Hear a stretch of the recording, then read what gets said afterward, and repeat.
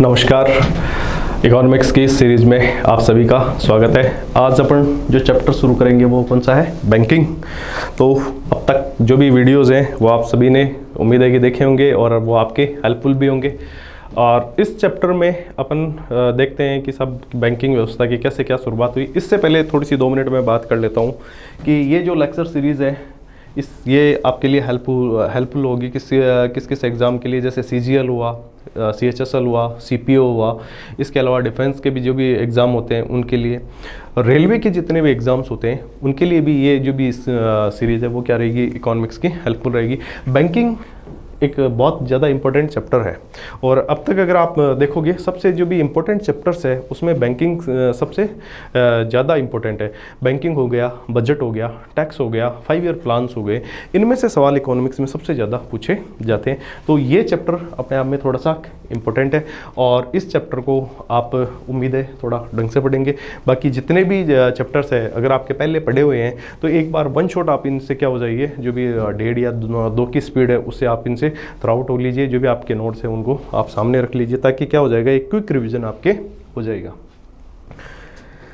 अब शुरू करते हैं अपन इस बैंकिंग वाले इस चैप्टर को।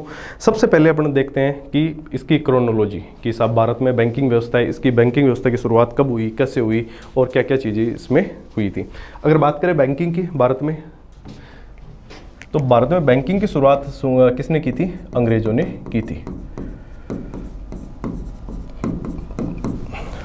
भारत में जो बैंकिंग है उस बैंकिंग की शुरुआत किसने की थी? अंग्रेजों ने की थी। उससे पहले क्या बैंकिंग होता ही नहीं था क्या? बैंकिंग तो जो टर्म है वो यूज़ में नहीं ली जाती थी। एक अनऑर्गेनाइज सेक्टर में क्या होते थे, जो भी मनी लेंडर्स होते थे, मतलब जो ज़्यादा पैसे वाले लोग होते थे वो क्या करते थे, लोगों को उधार देते थे और उस उधार के बाद में वो उन पे क्या ले लिया करते थे, ब्याज ले लिया करते थे। उसी कंसेप्ट पे एक ऑर्गेनाइज सेक्टर में क्या कौन सा सिस्टम आया? बैंकिंग। अब बैंकिंग होता क्या है? बैंक क्या होता है? बैंक होता है एक ऑर्गेनाइजेशन। बैंक क्या होता है? एक ऑर्गेनाइजेशन। जैसे कोई व्यक्ति है या फिर कोई संस्था है, व्यक्ति है या संस्था है, उसके पास में क्या है, कुछ पैसा पड़ा हुआ है। उसके पास में क्या पड़ा हुआ है? कुछ पैसा पड़ा है। उसने इन्वेस्ट किया और एक बैंक चालू कर दिया, लाइसेंस लिया और एक बैंक चालू कर दिया।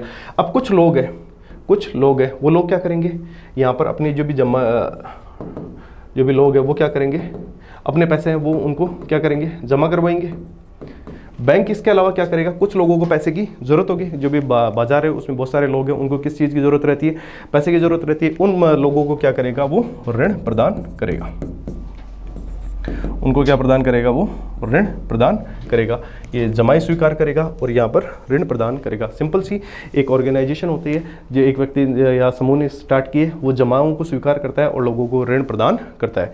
अब यहाँ पर ये जो व्यक्ति है, इन्होंने इसमें बैंक में पैसे जमा कराए तो बैंक इसके बदले में क्या देता है? ब्याज का भुगतान करता है। इन लोगों ने बैंक से पैसा लिया है तो इनसे बैंक क्या लेगा? स्वयं ब्याज लेगा। यस और नो? बैंक इनसे क्या ले लेगा? ब्याज ले लेगा। अब यहाँ पे 2 टर्म्स आती है, एक तो आती है क्या? असेट्स, और एक आती है क्या? लायबिलिटी। असेट्स और लायबिलिटी, संपत्ति और दायित्व। संपत्ति और दायित्व। बात करें संपत्ति क्या होती है और दायित्व क्या होते हैं। संपत्ति की बात ये करें, जैसे ये व्यक्ति है, इसके पास इसने क्या किया, इस बैंक में पैसे जमा कराए। पैसे एक्चुअल में थे किसके? इस व्यक्ति के, इस ए नाम के व्यक्ति के पैसे थे। इसने बैंक में पैसे जमा करवा दिए। बैंक में पैसे जमा करवाए तो ये इस व्यक्ति की क्या हुई? असेट हुई। बैंक ने पैसे लिए थे इस व्यक्ति के, बैंक क्या करेगा, इस एक टाइम बाद में या फिर मैं यूं कहूं, ये व्यक्ति जब चाहे उस बैंक से पैसे, अपने पैसे मांग सकता है, नहीं मांग सकता। मतलब बैंक का दायित्व है कि जब भी ये व्यक्ति पैसे मांगे उसको उसके पैसे लौटाए। मतलब यहाँ पर ये जो रुपए जमा करवाए इस ए ने, ए की तो ये क्या है? असेट है, और बी को इसको वापस देनी है तो बी की क्या है? ये लायबिलिटी है। सिंपल इस चीज़ को अगर इधर देखा जाए तो यहाँ पर बैंक है, बैंक के पास में क्या है? पैसे हैं। एक व्यक्ति आया जिसको क्या चाहिए? उधार चाहिए। उस व्यक्ति को क्या चाहिए? उधार चाहिए। उसने क्या किया? बैंक से 1 करोड़ का लोन ले लिया। 1 करोड़ का लोन ले लिया। पैसा किसका है? बैंक का। उधार में किसने लिया, इस बी व्यक्ति ने उधार में लिया। बी व्यक्ति क्या दे रहा है, इसको ब्याज दे रहा है। मान लीजिए इस व्यक्ति बैंक से इस व्यक्ति ने पैसे लिए, तो बैंक का ये पैसा क्या हुआ, असेट हुआ। इस व्यक्ति को इस बैंक को ये पैसे वापस चुकाने हैं, तो इस व्यक्ति बी के लिए ये क्या हुई, लायबिलिटीज हुई। बी के लिए ये चीज क्या हुई, लायबिलिटीज हुई। यहां से आपको ये चीज समझ में आ जानी चाहिए, असेट्स और लायबिलिटीज क्या होती है, कि जिसकी जो संपत्ति होती है उसके लिए वो असेट्स होती है, और वो संपत्ति अगर किसी दूसरे व्यक्ति के पास में होती है और वो व्यक्ति रिस्पॉन्सिबल है उस व्यक्ति को वापस देने के लिए, ए को वापस देने के लिए।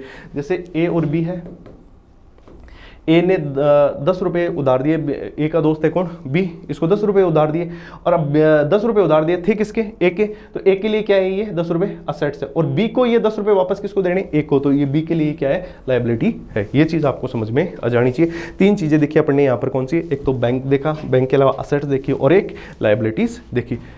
असेट और लायबिलिटीज़ और बैंक, ये चीज़ें आपके समझ में आ जानी चाहिए। अब अपन बात कर लेते हैं एक छोटी सी चीज़ की, इस बैंकिंग वाले चैप्टर को शुरू करते हैं कि कैसे कैसे भारत में बैंकिंग व्यवस्था की शुरुआत हुई, कौन सा बैंक बना, क्या क्या चीज़ें और कैसे कैसे इसमें डेवलपमेंट हुई। तो सबसे पहले भारत में सिंपल सी चीज़ है कि जो भी भारत है, भारत में बैंकिंग व्यवस्था की शुरुआत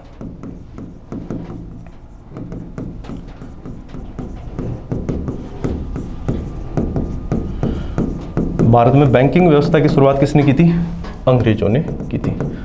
साफ शुरुआत तो कर दी किसने, अंग्रेजों ने। अंग्रेजों ने शुरुआत कर दी, तो क्या कोई सा बैंक भी बनाया था क्या, बैंक बना था वही, और बैंक का नाम था bank of Hindustan, bank of Hindustan.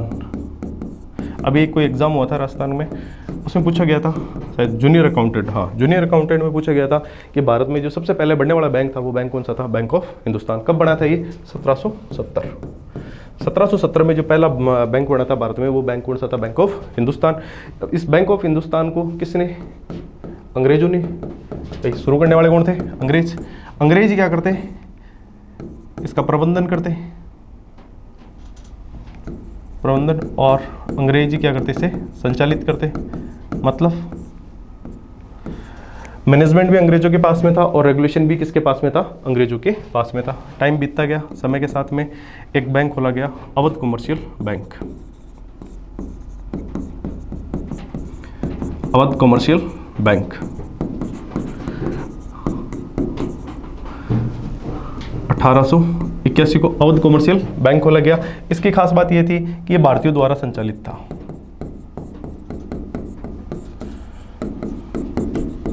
केवल संचालन किसके द्वारा किया जा रहा था, केवल संचालन भारतीयों के द्वारा किया जा रहा था। इसके बाद में पंजाब, एक टाइम के बाद में पंजाब नेशनल बैंक 1894, 1894। प्रथम स्वदेशी बैंक, प्रथम स्वदेशी बैंक कौन सा था, प्रथम स्वदेशी बैंक था पंजाब नेशनल बैंक। ये भारतीयों के द्वारा पूर्णतः भारतीयों के द्वारा ही संचालित था और भारतीयों के द्वारा ही क्या था, पूर्णतः प्रबंधित बैंक था। ये अपन ने एक थोड़ा सा इनका क्रोनोलॉजिकल ऑर्डर है कि अगर कभी पूछ लिया जाए बैंकिंग की शुरुआत अंग्रेजों के द्वारा, ब्रिटिशर्स के द्वारा की गई थी। फर्स्ट बैंक कौन सा था, बैंक ऑफ हिंदुस्तान। ये मैनेज और रेगुलेटेड था किसके द्वारा, ब्रिटिशर्स के द्वारा थे। इसके अलावा अवध कमर्शियल बैंक, इसको रेगुलेशन किसके पास, संचालन किनके पास में था, भारतीयों के पास में। अगर पूछा जाए कि पूर्णतः भारतीयों के द्वारा प्रबंधित, संचालित या फिर पहला स्वदेशी बैंक है वो कौन सा है, तो वो पहला स्वदेशी बैंक है वो कौन सा था, पंजाब नेशनल बैंक। ये पंजाब नेशनल बैंक कब बना था, 1894 में। ये थोड़ा सा काफी इनके बारे में कुछ बेसिक फैक्ट्स आपको पता होने चाहिए। ये अपन ने देखा इस बैंकिंग की कुछ बैकग्राउंड या फिर हिस्ट्री के बारे में। अगला अपन स्टार्ट करते हैं कुछ इंपॉर्टेंट एसबीआई के बारे में कि भारत का अभी जो भी सार्वजनिक क्षेत्र का सबसे बड़ा बैंक है, पब्लिक सेक्टर का जो भी सबसे बड़ा बैंक है, वो पब्लिक सेक्टर का सबसे बड़ा बैंक कौन सा है, स्टेट बैंक ऑफ इंडिया। तो स्टेट बैंक ऑफ इंडिया अभी वर्तमान में कैसे इतना बड़ा बड़ा, उसकी एक हिस्ट्री है और उस हिस्ट्री को अपन एक बार देख लेते हैं। एसबीआई, हिस्ट्री ऑफ एसबीआई या फिर एसबीआई के इतिहास। देखो एसबीआई बनने से पहले, एसबीआई के बारे में जानने से पहले आपको कुछ चीज़ें पता होनी चाहिए। जैसे अपन ने बात की कि सब भारत में जो भी बैंकिंग सिस्टम है, इस बैंकिंग सिस्टम को शुरू करने वाले कौन थे, अंग्रेज थे। अब अंग्रेज जब भारत में थे तो यहाँ पर अंग्रेजों ने क्या बना रखी थी, अपनी प्रेसिडेंसियाँ बना रखी थी। यहाँ पर अपने हेडक्वार्टर्स बना रखे थे और 3 प्रेसिडेंसियाँ थी। कितनी प्रेसिडेंसियाँ थी? 3 प्रेसिडेंसियाँ। एक तो बंगाल प्रेसिडेंसी, एक थी बॉम्बे प्रेसिडेंसी और एक थी कौन सी? मद्रास प्रेसिडेंसी। अब ये तीनों जो प्रेसिडेंसियाँ थी ना, इन तीनों प्रेसिडेंसियों के नाम पर क्या थे? बैंक थे। एक तो था कौन सा? बैंक ऑफ बंगाल, एक था बैंक ऑफ बॉम्बे और एक था बैंक ऑफ मद्रास। इन तीनों बैंकों को क्या कर दिया गया था? ये अलग अलग टाइम पे खोला गया था। ये 1806 में खोला गया, 1840 में खोला गया और 1843 में ये खोला गया। मतलब बैंक ऑफ बंगाल कब बना? 1806 में। बैंक ऑफ बॉम्बे कब बना? 1840 में। और बैंक ऑफ मद्रास कब बना? 1843 में। इन तीनों को क्या कर दिया गया था? वर्ष 1921 में इन तीनों बैंकों को मर्ज कर दिया गया था। मर्ज करने के बाद में इन तीनों को मर्ज किया और एक नया नाम दिया गया और वो नया नाम था imperial bank of India. Imperial bank of India बना कब? 1921 में। किन को मर्ज करने के बाद में? इन तीनों बैंकों को मर्ज करने के बाद में। बैंक ऑफ बंगाल, बॉम्बे और मद्रास, इनको मर्ज करने के बाद में। अब उसके बाद में भारत आज़ाद हो जाता है 1947 में। 1955 में जो गोरवाला समिति है, उस गोरवाला समिति की रिपोर्ट आती है और वो क्या कर देती है? इस बैंक का, इंपीरियल बैंक का क्या कर देती है? नेशनलाइजेशन कर देती है। नेशनलाइजेशन कर देती है और इसका नाम रख दिया जाता है क्या? State Bank of India. और इसकी जो ओनरशिप है, इस स्टेट बैंक की जो ओनरशिप है वो किसको ट्रांसफर कर दी जाती है? आरबीआई को ट्रांसफर कर दी जाती है। बाद में वर्ष 2008 में क्या कर दिया जाता है? इसकी ओनरशिप किसके पास में चली जाती है? सरकार के पास में चली जाती है। वर्तमान में जो एसबीआई है, इस एसबीआई की ओनरशिप किसके पास में है? गवर्नमेंट ऑफ इंडिया के पास में। बाद में क्या होता है? कुछ बैंक और थे, जैसे अगर ये तो प्रेसिडेंसिया थी। इसके अलावा जो भारत है वो 2 भागों में बटा हुआ था। एक तो ब्रिटिश इंडिया था और एक अपना जो भी ये रियासतें थी वो रियासतें। इन रियासतों ने क्या कर लिया था? समय के साथ में कुछ खुद के बैंक भी बना लिए थे। वो बैंक भी आज़ाद होने के बाद में किसके कंट्रोल में थे? सरकार के कंट्रोल में थे। और उन बैंकों को समय के साथ में क्या कर दिया गया? इनमें मर्ज कर दिया गया। 2017 में जो भी 5 बैंक थे, उन जो 5 बैंक थे रियासतों के, उन रियासतों के बैंक को भी एसबीआई में मर्ज कर दिया गया। एक बार इसको अपन लिख लेते हैं, उसके बाद में इसको अपन देखते हैं। एसबीआई की हिस्ट्री में अपन बात करें, 3 बैंक कौन कौन से थे? Bank of Bengal,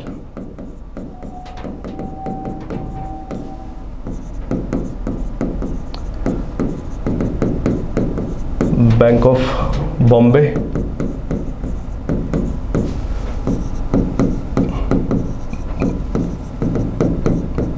bank of Madras. 1806 वैसे सन इम्पोर्टेंट नहीं है। 1806, 1840, 1843 ये 3 बैंक थे। इन तीनों बैंकों को क्या कर दिया गया? मर्ज कर दिया गया। इन तीनों बैंकों का क्या कर दिया गया? विलय कर दिया गया। इन तीनों बैंकों को जोड़ के एक नया बैंक बना दिया गया। और जो भी नया बैंक बना, उस नए बैंक का नाम था क्या? Imperial bank of India. जो नया बैंक बना, उस नए बैंक का नाम क्या था? Imperial bank of India. ये इंपीरियल बैंक ऑफ इंडिया कब बना था? 1921 में। अगर सिंपल से ये पूछ लिया जाए कि साहब इंपीरियल बैंक ऑफ इंडिया की जो भी स्थापना है वो कब हुई थी? 1921 में। ये पूछ लिया जाए इंपीरियल बैंक ऑफ इंडिया किन बैंकों के मर्जिंग के बाद बना था? बॉम्बे हो गया, मद्रास हो गया और ये बंगाल हो गया। इन प्रेसिडेंसी के जो भी बैंक थे, इनको मर्ज करने के बाद में ये बैंक बना था। समय चलता गया, भारत आज़ाद हो गया और 1952 के आसपास में एक समिति बनाई गई, गोरवाला कमेटी। गोरवाला कमेटी ने क्या दी? अपनी रिकमेंडेशन दी। और वर्ष 1955 में गोरवाला समिति की सिफारिशों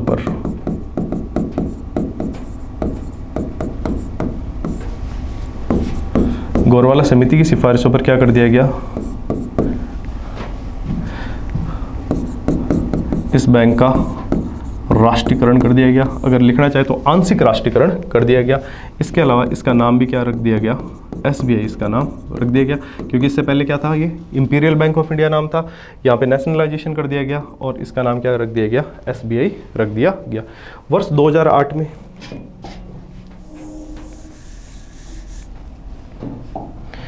इसकी जो भी ऑनरशिप थी वो किसके पास में थी? ऑनरशिप थी आरबीआई के पास में थी। आरबीआई के पास में इसकी ऑनरशिप थी। 2008 में एसबीआई का जो स्वामित्व है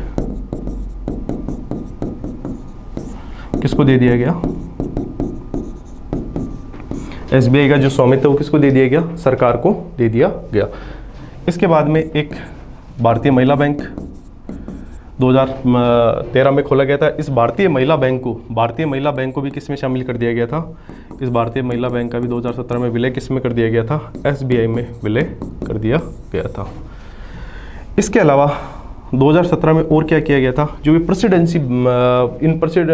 जो भी रियासती बैंक थे, जैसे State Bank of Bikaner and Jaipur, State Bank of Patiala, State Bank of Mysore, State Bank of Travancore, इन बैंकों को भी, जो भी लगभग 5 बैंक थे, इन 5 बैंकों का भी विलय किस में कर दिया गया था, SBI में कर दिया गया था। वर्तमान में सार्वजनिक क्षेत्र का ये सबसे बड़ा बैंक है, सार्वजनिक क्षेत्र का सबसे बड़ा बैंक है।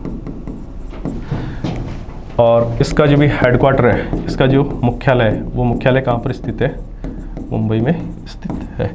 ये किसके बारे में, ये जर्नी है किसकी, SBI की। ये छोड़ लो, सिंपल एक बार फिर देख लेते हैं। भारत अंग्रेजों का गुलाम था, 3 प्रेसिडेंसियाँ थी, बंगाल, बॉम्बे, मद्रास, इन तीनों के नाम पे बैंक थे। इन बैंक को क्या कर दिया गया, मर्ज कर दिया गया। कब किया, 1921 में मर्ज किया। और इसका नाम क्या रखा, इंपीरियल बैंक ऑफ इंडिया। 1955 में एक समिति बनी, कौन सी, गोरवाला कमेटी। गोरवाला कमेटी की रिकमेंडेशन से क्या कर दिया गया, इसका नेशनलाइजेशन कर दिया गया और रीनेम कर दिया गया। रीनेम क्या किया गया, SBI किया गया। इसके बाद में इसकी जो ओनरशिप थी वो किसके पास में थी, RBI। 1955 में इसकी ओनरशिप किसको दी गई थी, RBI को दी गई थी। लेकिन 2008 में इसका आप कह सकते हो आंशिक राष्ट्रीयकरण हुआ था।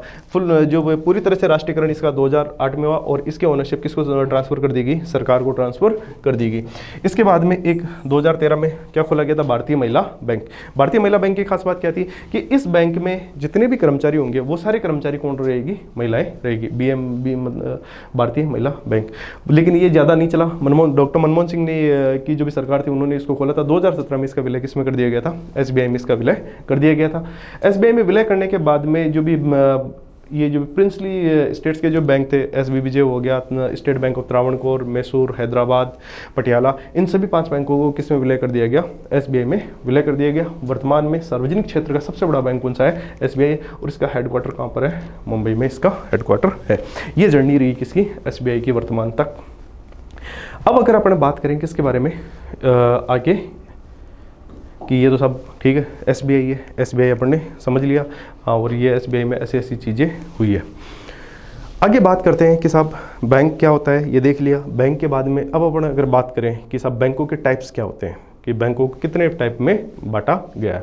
अगर बैंकों की बात करें, इनके टाइप्स की बात की जाए तो बैंक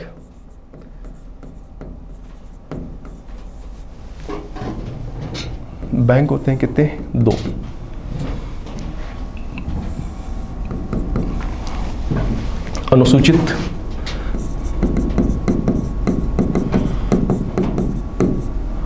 अनुसूचित बैंक और एक होता है गैर अनुसूचित बैंक।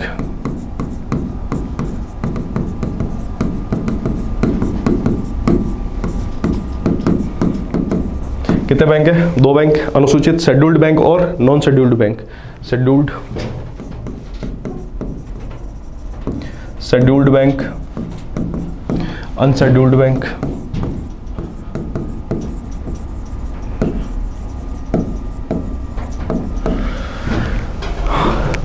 शेड्यूल्ड बैंक क्या होते हैं, शेड्यूल्ड बैंक वो बैंक होते हैं, शेड्यूल्ड बैंक वो बैंक होते हैं जो भी RBI एक्ट। अब RBI एक्ट क्या है भाई, आपको पता है कि RBI की स्थापना 1935 में हुई थी। तो इस RBI की स्थापना से पहले क्या बनाया गया था, RBI एक्ट बनाया गया था, RBI एक्ट। और ये कब बना था, 1934 में। तो ये एक एक्ट था, RBI एक्ट। उस RBI एक्ट की द्वितीय अनुसूची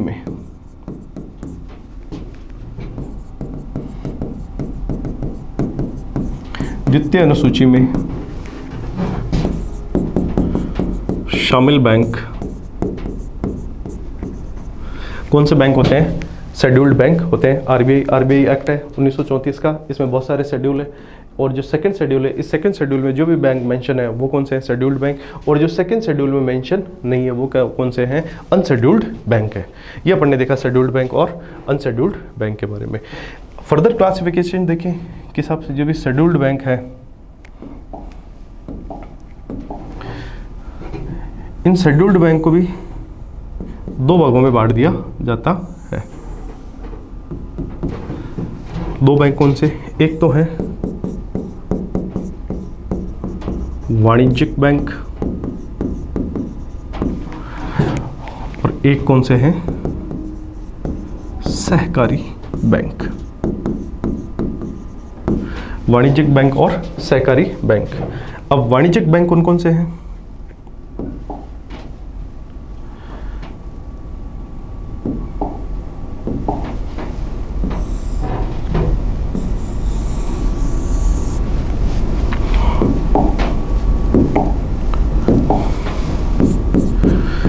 सार्वजनिक क्षेत्र के बैंक, पब्लिक सेक्टर बैंक,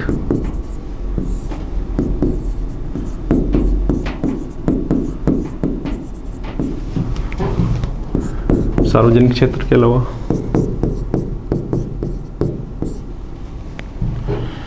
निजी क्षेत्र के बैंक,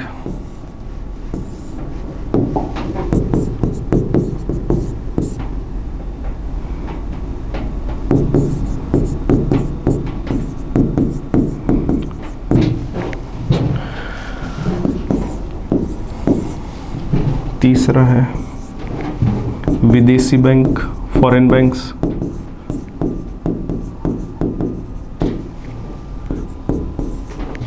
चौथा है क्षेत्रीय ग्रामीण बैंक,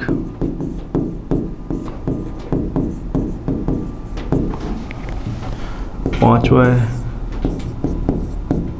भुगतान बैंक,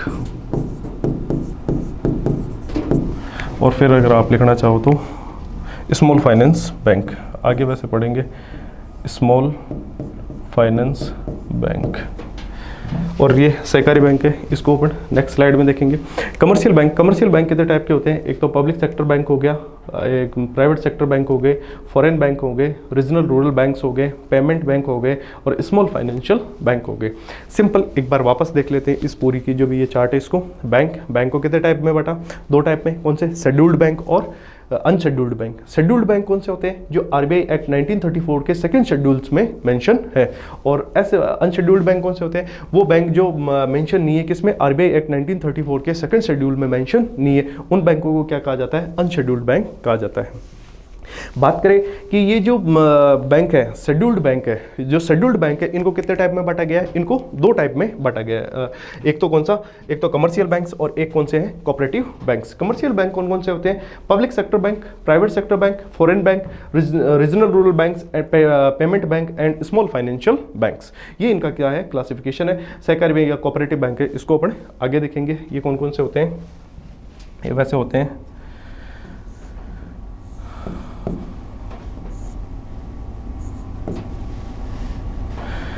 एक तो होता है किस पे? राज्य स्तर पे होता है, राज्य स्तर पे होता है एकल और बहुराज्य स्तर पे। और इसके अलावा होता है ये कौन से स्तर पे?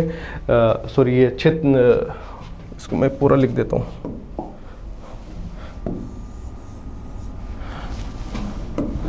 थोड़ा कंजस्टेड सा हो जाएगा। और राज्य और शहरी कितने होते हैं? राज्य और शहरी। और फिर इनके भी अलग अलग क्या हैं? टाइप्स हैं, उनको अपन आगे देख लेंगे। यहाँ पे बहुत ज़्यादा हो जाएगा तो अपन आगे की बात करें। इसमें ये चार्ट है। अब इसमें अपन सबसे पहले देख लेते हैं कौन सा? सार्वजनिक क्षेत्र के बैंक। सबसे पहले कौन सा है? Public sector banks.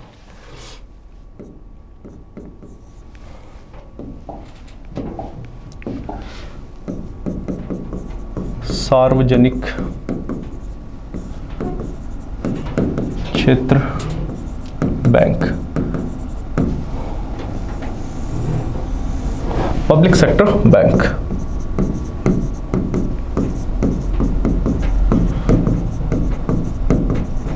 Public sector banks की अगर अपन बात करें तो सिंपल से आप ये देखिए कि सब ऐसे बैंक जिनमें जिनके ओनरशिप किसके पास में है? गवर्नमेंट के पास में। वर्तमान में इनकी संख्या कितनी है? इनकी संख्या है 12। संख्या कितनी है इनकी? 12। एक कौन सा है? एसबीआई। और ये 11 कौन से हैं?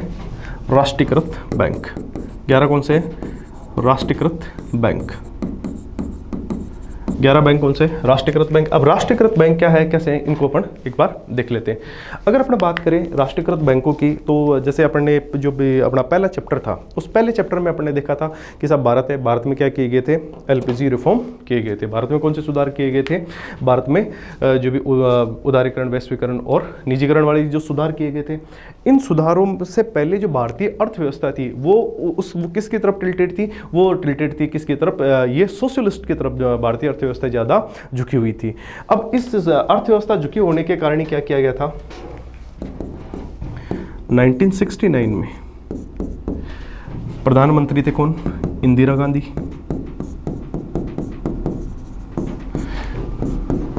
इंदिरा गांधी ने क्या किया?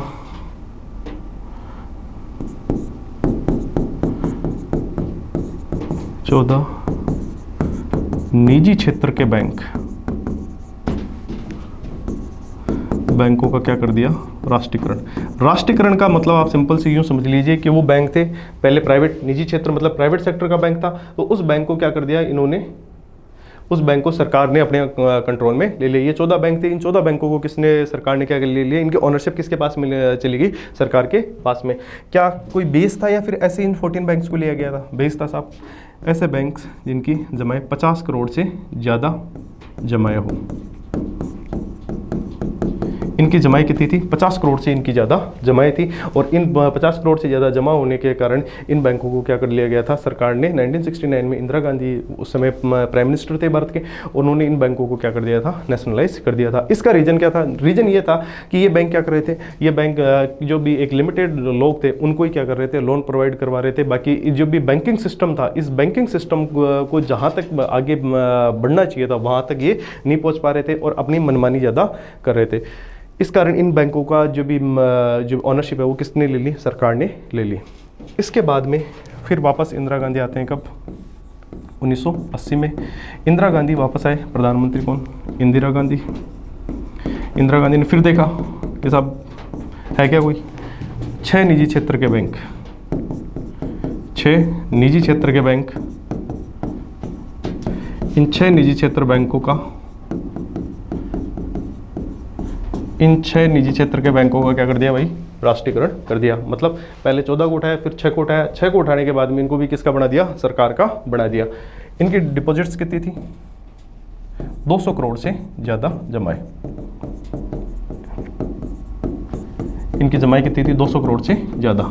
200 करोड़ से ज़्यादा इनकी जमाएं थी, और इसके बाद में इनको क्या कर लिया गया था? सरकार ने अपने कंट्रोल में ले लिया था। अब ये बैंक तो कितने हो गए? 20 हो गए। इसके बाद में समय के साथ में इन बैंकों को आपस में क्या कर दिया गया? मर्ज कर दिया गया। जैसे अभी सरकार ने थोड़े दिन पहले जो भी पंजाब नेशनल बैंक है उसमें भी 2-3 बैंकों जो भी बैंक है उनको मर्ज कर दिया गया था। कैनरा बैंक में बहुत सारे बैंक को मर्ज कर दिया गया था। तो ये अभी मर्जिंग हुआ था, वो अभी अपने लिए एट प्रेजेंट टाइम पे वो इम्पोर्टेंट नहीं है, क्योंकि उसको लगभग हुए 4-5 साल, 3-4 साल हो गए, तो वो अभी प्रेजेंट में नहीं है। उस टाइम के करंट के लिए वो इम्पोर्टेंट था। अब अगर अपन बात करें इसकी कि वर्तमान में इनकी संख्या हो गई क्या? 11+1। सरकार ने समय के साथ में, एक लाइन लिख लीजिए आप, समय के साथ में इन बैंकों को क्या कर दिया था? आपस में विलय कर दिया था, और ये हो गया था। यहाँ से सवाल क्या पूछा जा सकता है कि सब 1969 में जो भी बैंक थे, इन बैंकों का, जो निजी क्षेत्र के बैंक थे, इन बैंकों का जो भी नेशनलाइजेशन है वो किसने किया था? निजी क्षेत्र। ये ध्यान रखिए, ये बैंक किसके थे? निजी क्षेत्र के। किसके थे? निजी क्षेत्र के। इनका नेशनलाइजेशन किसने कर दिया था? इंदिरा गांधी ने। और इनकी डिपॉजिट्स कितनी थी? 50 करोड़ से ज़्यादा 1969 में। 1980 में 200 करोड़ से ज़्यादा इनकी डिपॉजिट्स थी। ये हो गया किसके बारे में? अपने इस सार्वजनिक क्षेत्र के बारे में। और सिंपल अगर ये पूछा जाए सार्वजनिक क्षेत्र के बैंक से मतलब सिंपल से है ऐसे बैंक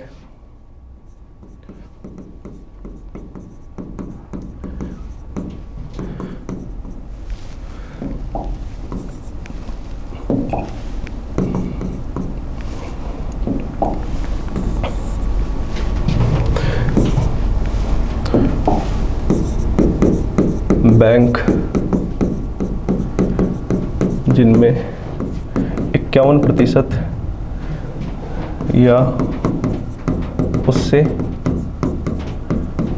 ज़्यादा हिस्सेदारी किसके पास में हो? सरकार के पास में हो, तो वो बैंक कौन से हैं? वो बैंक है कौन से? सार्वजनिक क्षेत्र के बैंक, पब्लिक सेक्टर बैंक्स। ये अपन ने देखा पब्लिक सेक्टर बैंक्स के बारे में। अगला देख लेते हैं जो था कौन सा? प्राइवेट सेक्टर बैंक्स, निजी क्षेत्र के बैंक।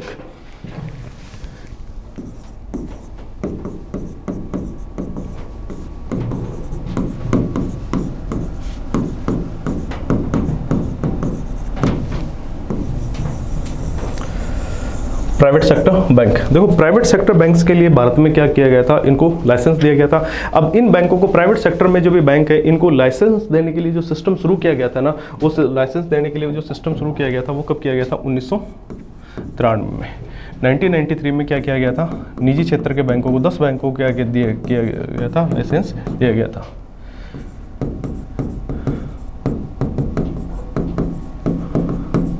लाइसेंस दिया गया था। उसके बाद में इसको बंद किया, फिर वापस 2001 में लाइसेंस दिया गया। फिर उसके बाद में 2013 में फिर 2 बैंकों को क्या कर दिया गया? लाइसेंस दिया गया। मतलब पहले जो बैंकों, निजी क्षेत्र के बैंकों को जो लाइसेंस दिया जाता था ना, वो सिंगल टाइम पे लाइसेंस नहीं दिया जाता था। आरबीआई क्या करता था? ये लाइसेंस किसके द्वारा दिया जाता है? आरबीआई के द्वारा। लाइसेंस किसके द्वारा दिया जाता है? आरबीआई के द्वारा। अब आरबीआई क्या करता है? जैसे वैकेंसी निकलती है ना समय समय पे कि हाँ इसकी वैकेंसी है तो फॉर्म मंगाए जा रहे हैं, तो वैसे आरबीआई क्या करता है? जिनको भी प्राइवेट सेक्टर में बैंक खोलना था उनके लिए क्या आवेदन मंगाता? इसके लिए पहली बार 1993 में, 2001 में और 2013 में इसके लिए आरबीआई ने क्या मंगाए थे? आवेदन मंगाए थे। तो ये तो मतलब ये हो गया कि ये विंडो कभी कभी खुलती थी लाइसेंस देने के लिए। तो इस चीज़ को सॉर्ट आउट करने के लिए फिर क्या किया गया? विमल जालान की अध्यक्षता में क्या बनाएगी? समिति बनाएगी। विमल जालान आरबीआई के पूर्व गवर्नर थे। विमल जालान समिति, विमल जालान समिति का गठन किया गया। विमल जालान समिति का गठन क्यों किया गया था? विमल जालान समिति का गठन इस वजह से किया गया था, निजी क्षेत्र के बैंकों को लाइसेंस देने के लिए। निजी क्षेत्र के बैंकों को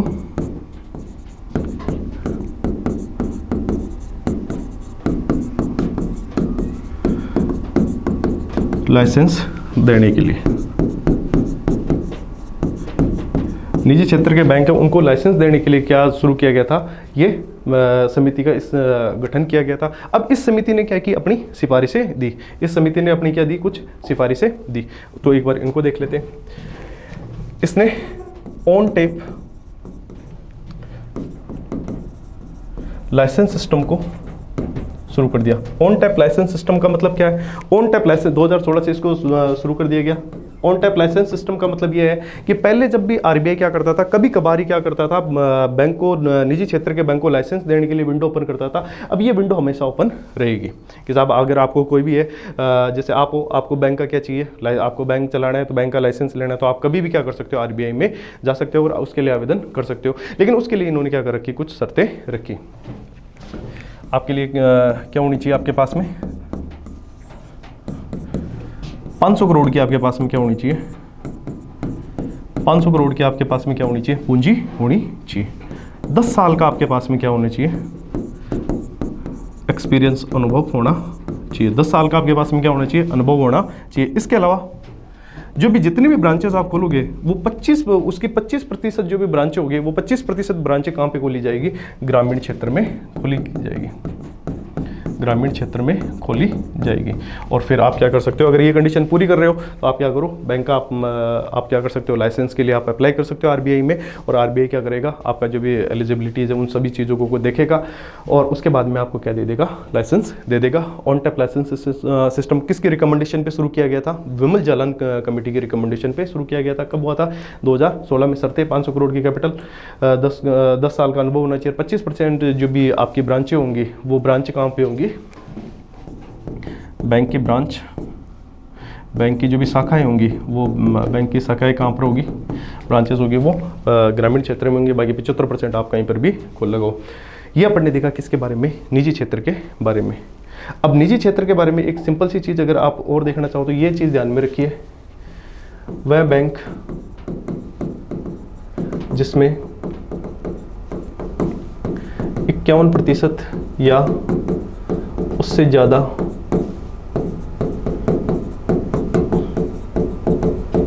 हिस्सेदारी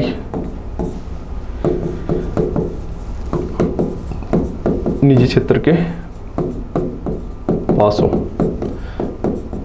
मतलब मोर देन 51% जो भी स्टेक होल्डिंग है वो किसके पास में होनी चाहिए, प्राइवेट प्लेयर्स के पास में होनी चाहिए। तो वो बैंक कौन सा होगा, प्राइवेट बैंक होगा। ये अपन ने आज के देखा किसके बारे में, इन बैंकों के बारे में। नेक्स्ट आता है कौन से, ये विदेशी बैंक रह गए, आरआरबी रह गए, और payment bank, small finance bank, इनको अपन देखेंगे नेक्स्ट वीडियो में, इसको देखेंगे। एक बार क्विक क्या कर लेते हैं अपन, जो भी पढ़ा है आज उस चीज़ को रिवाइज कर लेते हैं इस वीडियो को। सबसे पहले अपन ने देखा बैंकिंग व्यवस्था की, बैंकिंग की शुरुआत अपन ने देखी। बैंकिंग की शुरुआत किसने की, अंग्रेजों ने की। अंग्रेजों ने एक क्या की, और अगर सिंपल अगर अपन देखना चाहे बैंक क्या होता है, बैंक के बारे में अपन ने देखा कि साहब एक व्यक्ति होता है, वो कुछ पैसे निवेश करके, एक व्यक्ति या जो भी संस्था होती है वो पैसे निवेश करके एक संगठन बनाता है। उसमें कुछ लोग क्या कर सकते हैं, अपनी जो भी जमाएं उनको जमा करवा सकते हैं, और कुछ लोग क्या ले सकते हैं, ऋण ले सकते हैं। इसमें दो टर्म फिर अपन ने देखी, कौन सी, संपत्ति और दायित्व। संपत्ति में अपन ने देखा कि कोई व्यक्ति ए है और एक बी है। अगर ये जो संपत्ति है वो संपत्ति ए की है तो ये ए के लिए क्या होगी, असेट होगी। अगर ये इसने किसको, बी को दे रखी है, तो ये बी के लिए ये असेट क्या होगी, लायबिलिटी होगी। मतलब अगर ए ने 100 रुपये इस बैंक में जमा करवाए तो बैंक के लिए वो 100 रुपये क्या होंगे, लायबिलिटी होंगे, और ए के लिए वो 100 रुपये क्या होंगे, असेट होंगे। ऐसे अगर बैंक ने क्या कर रखा है, 1 करोड़ का लोन बी को दे रखा है, तो जो 1 करोड़ रुपए है वो बैंक के लिए क्या होगा, असेट होगा, और इस बी के लिए वो 1 करोड़ क्या होगा, लायबिलिटी होगा। नेक्स्ट अपन ने देखा फिर बैंकिंग व्यवस्था की शुरुआत किसने की थी, अंग्रेजों ने की थी। सबसे पहले बनने वाला बैंक था वो कौन सा था, बैंक ऑफ हिंदुस्तान। 1770 में प्रबंधन और संचालन किसके पास में था, इसका अंग्रेजों के पास में था। इसके बाद में अवध कमर्शियल बैंक 1881, संचालन भारतीयों के पास में। पहला स्वदेशी बैंक कौन सा था, पंजाब नेशनल बैंक था 1894 में। SBI के बारे में अपन ने देखा, बैंक ऑफ बंगाल, बॉम्बे और मद्रास 6, 40 और 43, इनका विलय इंपीरियल 1921 में।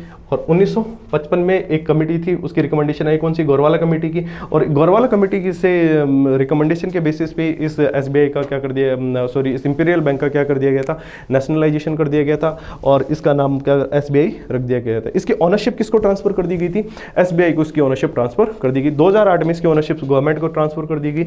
इसके अलावा भारतीय महिला बैंक 2013 में खोला गया था डॉक्टर मनमोहन सिंह की गवर्नमेंट के द्वारा, और उसको जो है 2017 में किस में विलय कर दिया गया, SBI में विलय कर दिया गया। इसके अलावा जो कुछ रियासती बैंक थे जिन्हें एसोसिएट बनाया गया था किसका, SBI का, जैसे State Bank of Bikaner and Jaipur, State Bank of Patiala, State Bank of Travancore, state Bank of Mysore, इनको किस में विलय कर दिया, SBI में विलय कर दिया। वर्तमान में सबसे बड़ा बैंक है, हेडक्वार्टर कहाँ है इसका, मुंबई में। इसके बाद में अपन ने देखा बैंक दो type, scheduled, non unscheduled. RBI act 1934 की कौन सी अनुसूची, दूसरी अनुसूची, ये इसमें मेंशन नहीं होते। वाणिज्यिक bank, public sector bank, private sector bank, foreign bank, regional rural banks, payment bank, state financial bank, ये थे सहकारी bank, state bank and urban banks. सार्वजनिक क्षेत्र के बैंक देखिए कितने हैं, वर्तमान में इनकी संख्या कितनी है, 12 है। और कैसे 11+1 SBI राष्ट्रीयकृत बैंक 1969, 1980 इंदिरा गांधी 14 बैंक को नेशनलाइज किया, डिपॉजिट कितनी थी, मोर देन 50 करोड़। और यहाँ पे 6 बैंकों को 1980 में जो भी नेशनलाइज किया उनकी डिपॉजिट कितनी थी, मोर देन 200 करोड़। उसके बाद में फिर देखा ऐसे बैंक जिनमें क्या हो 51% से ज़्यादा या 51% या उससे ज़्यादा हिस्सेदारी अगर सरकार के पास में, तो वो सार्वजनिक क्षेत्र के बैंक है। और उससे अगर 51% से ज़्यादा हिस्सेदारी अगर निजी क्षेत्र के पास में, तो वो निजी क्षेत्र के बैंक है। निजी क्षेत्र के बैंकों को लाइसेंस कौन देता है, RBI द्वारा लाइसेंस दिया जाता है। सबसे पहली बार लाइसेंस 1993 में, फिर 2001 में, फिर 2013 में। और इसके लिए जो कमेटी बनाई गई थी वो कौन सी कमेटी बनाई गई थी, विमल जालान समिति। विमल जालान समिति ने, अगर सिंपल से ही पूछ ली जाए विमल जालान समिति का संबंध किस चीज़ से, तो निजी क्षेत्र के बैंकों को लाइसेंस देने के लिए इस चीज़ से है। इसके बाद में फिर अपन ने देखा क्या, ऑन टैप लाइसेंस सिस्टम 2016 में शुरू किया गया। मतलब आप कभी भी RBI के पास जाओ और क्या कर सकते हो, आप अप्लाई कर सकते हो प्राइवेट सेक्टर के बैंक को खोलने के लिए। इसके लिए 3 कंडीशन इन्होंने रखी।